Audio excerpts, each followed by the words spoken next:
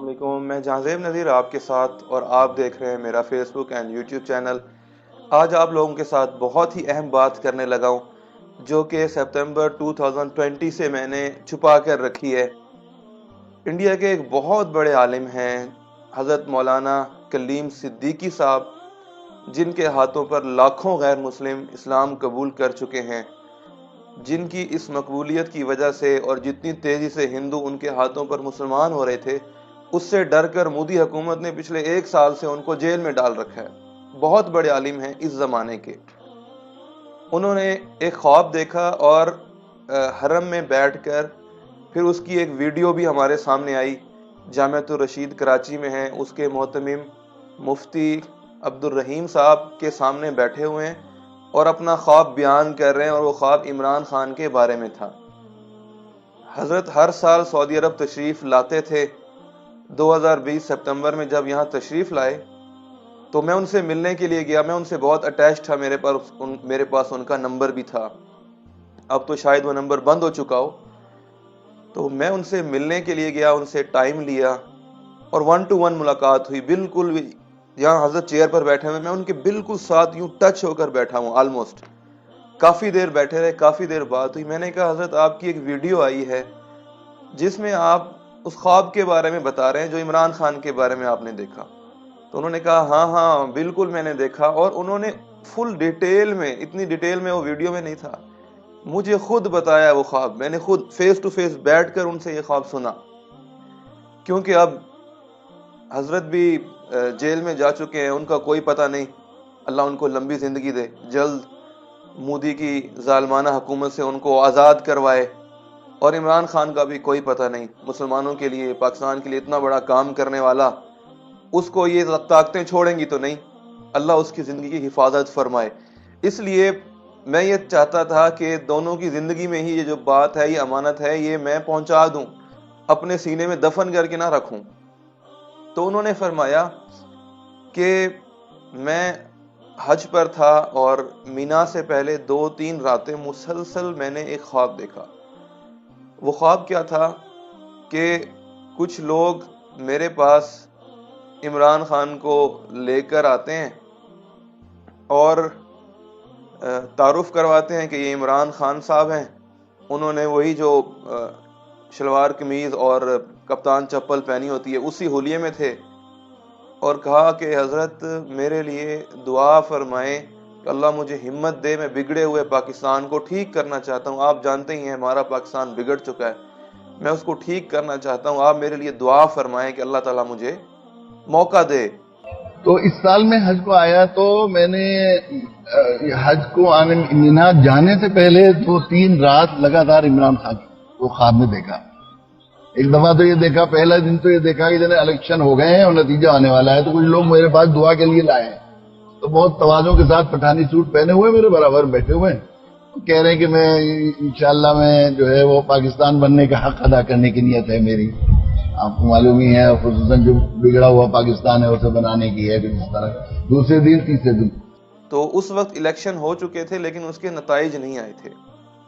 ایک اور بات جو حضرت نے مجھے بتائی، وہ ویڈیو میں نہیں تھی، انہوں نے کہا کہ عمران خان نے مجھے کہا کہ آپ میرے لیے دعا کریں کہ اللہ تعالی مجھ سے وہ کام لے لے، مسلمانوں کی بہتری کے لیے وہ کام لے لے جو صلاح الدین ایوبی سے لیا گیا تھا۔ جیسے صلاح الدین ایوبی نے اور مسلمانوں کے بڑے بڑے لیڈروں نے مسلمانوں کے لیے کام کیا تھا، اللہ مجھ سے وہ کام لے لے۔ اس لیے تو آپ دیکھتے ہیں کہ عمران خان صرف پاکستان کا لیڈر نہیں، مسلمانوں کا لیڈر ہے، پوری مسلم دنیا اس کو اپنا لیڈر مانتی ہے۔ جس طریقے سے ہر طبقے کے مسلمانوں کے لیے اس نے آواز بلند کی ہے، ہماری زندگی میں اس طرح کسی نے نہیں کی پہلے۔ بہرحال حضرت کہتے ہیں اب ہم عرفہ کی طرف گئے۔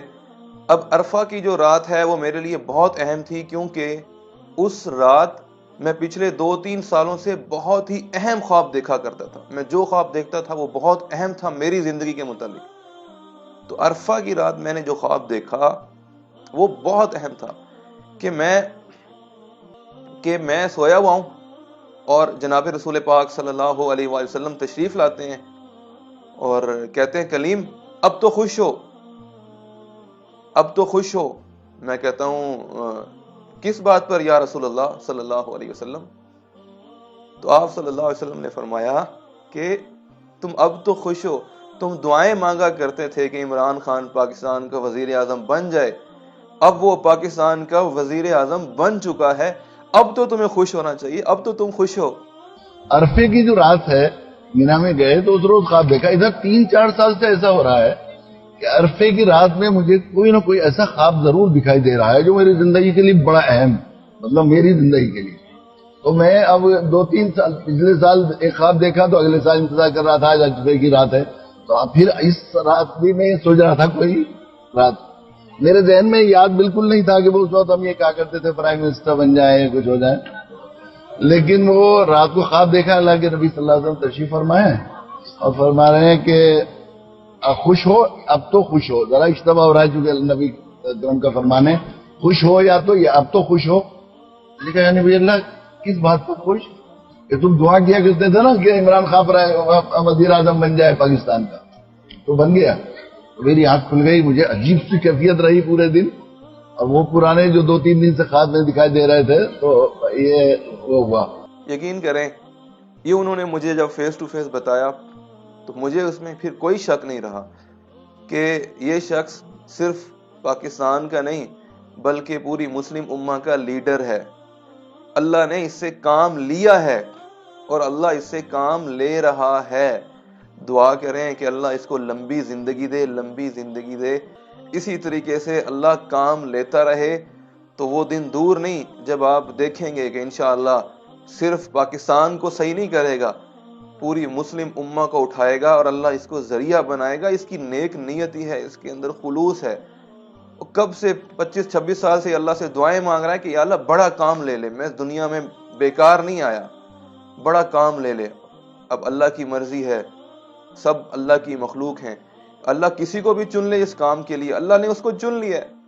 اب اللہ اس کو لمبی زندگی دے، میری قوم کو سمجھ دے کہ جو بیرونی جو کنسپائریسی ہے، جو ان کے بیرونی طاقتوں کے اندر پاکستان میں اعلی کار بیٹھے ہوئے، ان سب کو پہچان کے ان کی کنسپائریسی کا حصہ مت بنے. ہر روز جو وہ فتنہ نکالتے ہیں اس فتنے کا حصہ مت بنے، سمجھداری دکھائیں. اللہ تعالیٰ میری، آپ کی، میرے ملک پاکستان کی، پوری مسلم امہ کی حفاظت فرمائے، حامی و ناصر ہو. عمران خان کی حفاظت فرمائے، اللہ عمران خان کو مزید توفیق دے. اللہ مسلمانوں کو مزید توفیق دے کہ وہ جب کوئی لیڈر آئے، جب اللہ کسی لیڈر کو بھیجے، کسی کو سلیکٹ کرے، تو ساری مسلم امہ اکٹھی ہو کر اس کے شانہ بشانہ کھڑی ہو جائے، اس کا ساتھ دے. آمین یا